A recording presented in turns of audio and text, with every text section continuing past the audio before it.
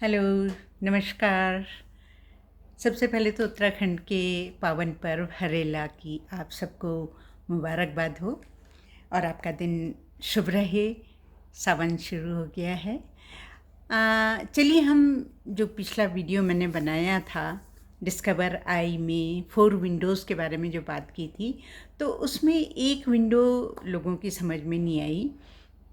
काफ़ी मेरे पास फ़ोन्स आए, मैसेजेस आए। तो वो विंडो है कि न मैं जानती हूँ न दूसरा कोई जानता है। तो फिर क्या है वो? कौन जानता है उस चीज़ को? इस चीज़ को जानने के लिए एक एग्ज़ाम्पल मैं अपना ही देना चाहूँगी कि मैं एक बार उत्तरकाशी के पुरौला डिस्ट्रिक्ट में मेरी पोस्टिंग हुई, जो कि 1524 मीटर के करीब उसकी हाइट थी सी लेवल से। तो वहाँ पे मेरा कमरा जो था और स्कूल था, उसके बीच में डिस्टेंस रहा होगा करीब 100, 150, 200 मीटर के करीब, और चढ़ाई थी, ढलान थी। तो उसमें चढ़ने में मेरे को सांस फूलती थी, बहुत परेशानी महसूस करती थी। तो सब लोगों का बड़ा सॉफ्ट कॉर्नर था मेरे प्रति कि बीना मैडम पता नहीं यहाँ सर्वाइव कर पाएगी या नहीं, क्योंकि मुझे लगता था यहाँ मुझे ऑक्सीजन नहीं मिल रहा, और वाकई वहाँ ऑक्सीजन की कमी थी। अब क्या हुआ कि एक बार मुझे ये आदेश दिया गया कि आप ये 4 बच्चों को लेकर के रानीखेत जाइए और इनको एस्कॉर्ट करिए। मैंने कहा ठीक है, मैं रानीखेत चली गई। वहाँ जाकर के जब मैंने बच्चों को उनके हैंडओवर किया कि ये मेरे स्कूल के बच्चे हैं, किसी ट्रैकिंग ग्रुप के साथ वो लोग काफनी ग्लेशियर में जा रहे थे सभी बच्चे। तो पता चला कि मेरे को उस ग्रुप के साथ जाना है ट्रैकिंग पे। अब आप सोचो, जो 200 मीटर नहीं चढ़ पाती थी, वो समुद्र तल से, मतलब सी लेवल से करीब 3853 मीटर्स की हाइट पे काफनी ग्लेशियर था। वहाँ जाने के लिए मेरे को कहा गया, तो आप कल्पना कर सकते हैं कि मेरी क्या स्थिति रही होगी।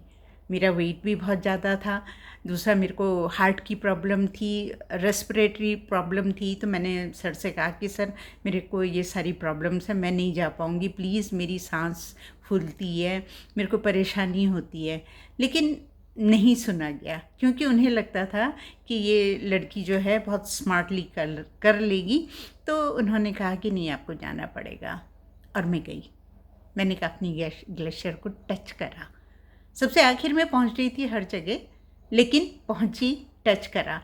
जब मैं लौट करके नीचे आई, अपने स्कूल आई, तो सबके लिए बड़ा आश्चर्य था ये कि मैं जो 150-200 मीटर नहीं चल पाती हूँ, वो उतनी ऊंचाई में काफनी ग्लेशियर को कैसे छू के आई। मैं बाकायदा प्रूफ लेके आई थी, फ़ोटो लेके आई थी कि मैंने काफनी ग्लेशियर टच किया।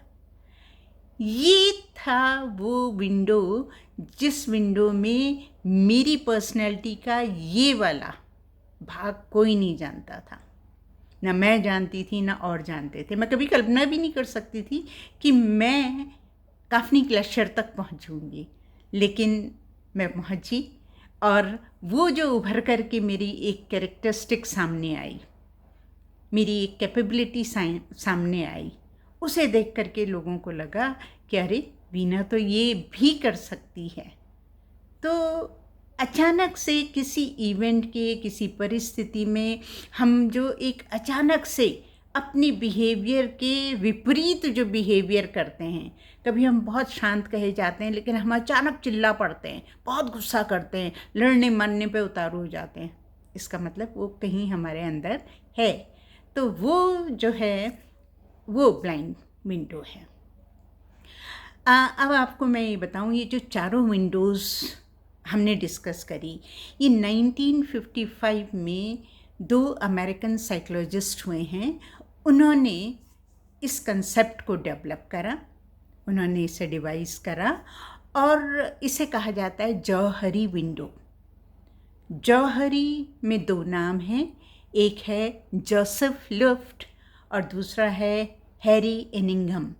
तो जोसेफ का जो एंड हैरी का हैरी, इन दोनों को लेकर के बना जौहरी विंडो। इसके बारे में और डिटेल में अगर आप जानना चाहते हैं तो आप गूगल कर सकते हैं, वहाँ से जानकारी हासिल कर सकते हैं, क्योंकि ये इन्होंने इसलिए डेवलप करा था ये कंसेप्ट जिससे कि हम अपनी पर्सनैलिटी को जान सकें दूसरों के नज़रिए से भी, to self assess ourselves and to get the other's perspective, to know the qualities which are hidden inside us and to broaden the open window of our life. I hope आपको अच्छा लगा होगा. थैंक्स. फिर मिलते हैं अगले हफ्ते. नमस्कार.